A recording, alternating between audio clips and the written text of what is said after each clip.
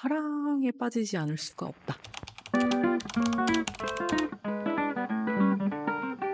최근에 그 브랜드 네임을 바꾸게 됐어요. 그래서 좋은 네임이 뭘까 이런 걸 고민을 하다가 브랜딩 관점에서 좋은 네이밍을 찾을 수 있겠더라고요. 그래서 그 법칙, 좋은 브랜드 네임은 뭔지 한번 얘기를 해보고 저는 어떤 생각을 가지고 이름을 지을 건지 그리고 어떻게 고민하고 있는지도 같이 한번 공유를 드리겠습니다.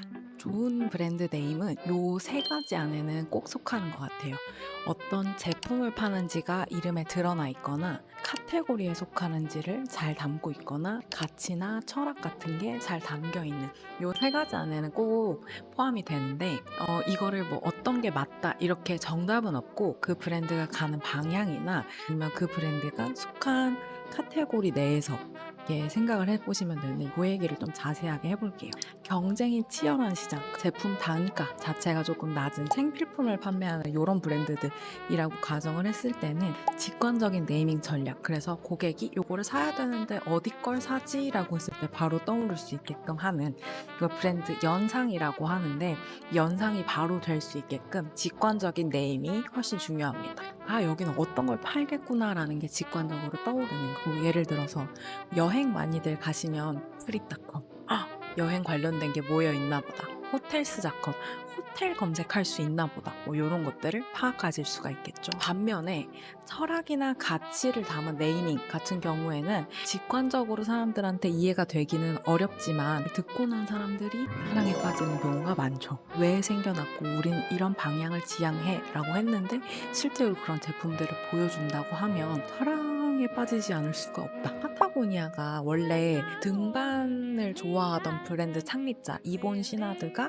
이제 뭐 피톤이라고 하나요? 등반할 때 필요한 제품들을 막 만들어서 판매를 하다가 이렇게 환경이 파괴되는 게 너무 안타깝고 근데 그 모험의 정신과 이런 자연적인 것을 보호하는 요 마음을 담아서 브랜드를 만들어야겠어 이런 히스토리가 있죠. 그래서 책이 진짜 막 이만한 책도 있는데 그렇게 브랜드가 왜 시작됐고 어떤 마음을 담아서 우리는 운영하고 있어요 라는 게 명확하면 그거에 공감을 하게 되고 공감이 하게 되면 마음이 쏙 드는 그런 결과를 얻을 수 있습니다. 그래서 마케팅 비용을 조금 줄이고 싶다. 그래서 사람들한테 많이 인식이 되고 싶다라고 하면 이름을 직관적으로 짓는 게 좋고 우리의 가치와 철학을 전하는 게 훨씬 더 중요해 라고 한다면 가치와 철학을 담는 것도 좋겠죠. 저희 동네에 그 치킨집 이름 중에 치킨이즘이라는 데가 있거든요. 제가 되게 이름 참 잘 지었다 이런 생각을 많이 하는데 이름 기억이 너무 잘 남잖아요. 뭐 파는지도 명확하고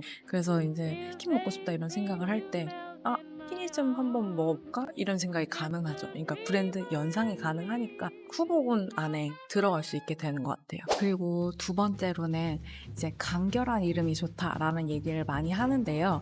이게 그 브랜드가 판매하는 제품이나 특성에 따라서 또 조금 달라질 수가 있어서 그 얘기를 또 해보려고 합니다. 일단 일반적으로 대부분의 브랜드가 대중들한테 판매를 하죠. 그러다 보니까 대중에게 판매를 하려면 아까 치킨이즘처럼 인식이 쉽게 돼야 되고 그러다 보니까 글자가 짧고 좀 기억하기 명확한 그런 이름을 만드는 게 훨씬 중요하다라는 얘기를 해서 이제 짧고 간결한 이름이 좋다 원칙이 생긴 것 같은데 실제로 유명한 브랜드들 보면 이름 다 짧잖아요. 다라, 애플, 나이키. 근데 그렇다고 해서 막 무조건 짧게 지어라 긴 이름은 막 잘못된다 이렇게 보실 수는 없고요. 특정 브랜드는 일부러 어려운 이름을 쓰기도 합니다. 뭐 하이엔드 럭셔리 브랜드를 생각을 해볼게요. 많은 분들이 좋아하는 입생로랑 그거 영어로 쓴 거 보시면 이름 되게 길고 어떻게 읽지? 한국인들 입장에서 또 좀 어려울 수 있는데 이렇게 고급스러움을 강조하는 브랜드는 이름을 내세워서 하거나 아니면 일부러 좀 어려운 이름을 쓰기도 합니다. 그래서 이제 우리 브랜드는 아무나 못 쓰는 브랜드야.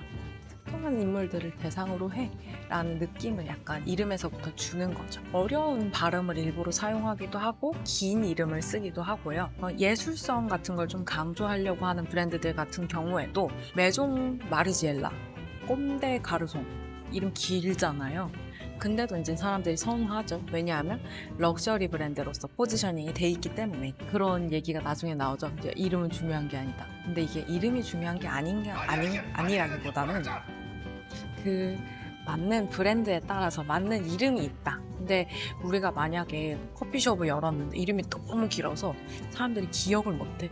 그러면 사실 망하기가 쉽잖아요. 그것뿐만 아니라 전문성을 강조하고 싶거나 아니면 신뢰감을 주고 싶으면 또 그런 이름을 쓰기도 합니다. 긴 거.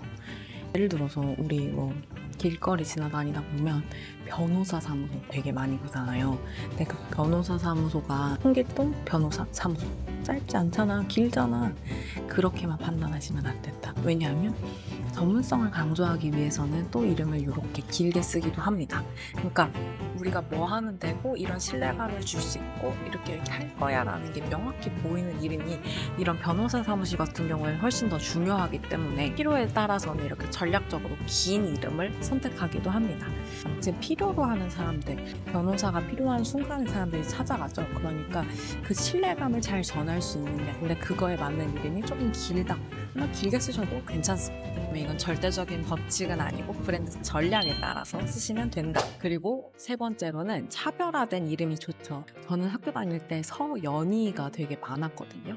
제 이름은 서윤인데 서윤, 서연, 서현도 있었어요. 그리고 뭐 서로 시작하는 이름 되게 많았는데 선생님이 서연아 이렇게 부르면 서윤이도 돌아보고 서연이도 돌아보고 다 대답하고 그랬는데 아무래도 이름은 딱 들었을 때 차별화가 되면 좋겠죠. 브랜딩이라는 게 결국에는 우리는 달라라는 걸 보여주기 위해서 열심히 하는 활동들인 거잖아요. 근데 이름이 비슷비슷하다? 좋지 않습니다. 만약에 커피 브랜드를 내는데 다 막 커피 넣어서 커피 뭐 이렇게 하면 사람들이 다 커피를 파네? 뭐가 다르지? 이렇게 하다가 스타벅스를 가게 되는 거예요. 눈에 띄니까. 이게 이름을 비슷하게 지어서 득보려는 애들도 종종 있거든요. 중국에서 이런 거 진짜 많이 하는데 예를 들어서 KFC 같은 경우에는 중국에서 KFG라고 해서 패키징도 다 똑같이 하고 막 레드 컬러 써가지고 막 이렇게 냈던 적이 있는데 이제 사람들이 KFC인 줄 알고 와 이러고 가서 봤더니 알고 보니까 KFG야. 그럼 이제 신뢰감이 깨져버리겠죠. 그러면 이제 여기 다시 간다 안 간다? 안 간다. 장기적인 관점으로 전혀 웃기지도 않다. 그러니까 곡창적인 이름을 지으시면 좋을 것 같습니다. 근데 이제 브랜드가 요새 너무 많고 저도 사실 지금 이름 지으면서 너무 고민이 많이 되고 좋은 이름은 이미 다 있어. 그래서 차별화된 이름을 짓기 위해서 여러 가지 전략들을 쓰실 것 같아요. 그 방법들에 대해서도 다시 한번 다뤄볼 텐데 옛날 언어들, 뭐 잘 쓰지 않는 단어들에서 발굴하기도 하고요. 아니면 여러 단어들을 뭐 앞뒤로 잘라서 조합을 하거나 이 방법들도 있는데 이렇게 막 찾다 보면 특이한 거에 매몰이 되기 쉽습니다. 그래서 막 이거 아무도 안 쓰고 너무 특이하고 너무 좋은데? 이렇게 해서 이름을 짓는 경우가 있는데 가장 중요한 거는 제일 첫 번째 말씀드렸던 브랜드가 뭘 파는지를 담고 있거나 어떤 카테고리에 속해 있는지를 담고 있거나 철학이 담겨 있거나 이 세 가지 중에서 꼭 하나에는 속하셔야 된다. 그러니까 우리가 브랜드 네임을 신경 쓰는 이유는 브랜드가 잘 기억에 남기 위해서인 것도 분명히 있는데 그 지점을 놓치고 가시면 절대 안 된다. 여기서는 일부러 예시를 많이 드리지는 않았어요. 다양한 복합적인 요소들이 합쳐져서 이건 좋은 이름이에요 라고 할 수 있는데 차별화돼서 좋은 이름이에요. 요거는 조금 말씀드리기가 어려워서 만약에 이제 내가 지은 이름이 차별화적으로 좋냐 뭐 어쩌고 궁금한데 하면 DM 주세요. 그러면 같이 한번 얘기를 나눠보도록 하겠습니다. 그 다음에 이제 제일 중요한 마지막 도메인 점유가 가능한지. 로고 다 만들고 이름 다 만들고 사이트를 다 만들었는데 바꿔야 될 수도 있다. 상표권 등록 여부가 가능한지를 먼저 체크를 해보시면 좋아요. 요새는 그 변리사님들이 무료 상담도 진짜 많이 해주세요. 전화해서 무료 상담을 한번 여쭤보시고 이거 된대 하면 저는 이번에 이름 지으면 상표권 등록을 할 겁니다. 지금 이제 어느 정도 이름 저는 짓는 방향 가닥은 나왔거든요. 이번에는 좀 더 철학이나 아니면 내가 가고자 하는 방향 이런 것들을 담아서 한번 이름을 지어볼까 하고 지금 열심히 챗GPT랑 얘기를 하고 있는데 뭐 그것도 조만간 얘기가 필요하면 한번 다시 찾아오도록 하겠습니다. 좋은 프롬프트를 제가 찾았거든요. 그래서 이거 어떻게 쓰는지 저는 어떻게 거기다 넣었는지 이런 것도 얘기 한번 해볼게요. 지금 이 영상을 프린세스 메이커라고 지었는데 제가 이제 막 시작하는 단계부터 보여드리다 보니까 여러분들의 의견이 필요합니다. 그래서 다음번에는 어떻게 이름 지었는지, 어떻게 로고로 발전되고 있는지 이런 것도 같이 한번 보여드릴게요. 프린세스 메이커 탈주하지 마시고 끝까지 지켜봐 주시기를 바랍니다. 그럼 다음 영상에서 만나요. 안녕!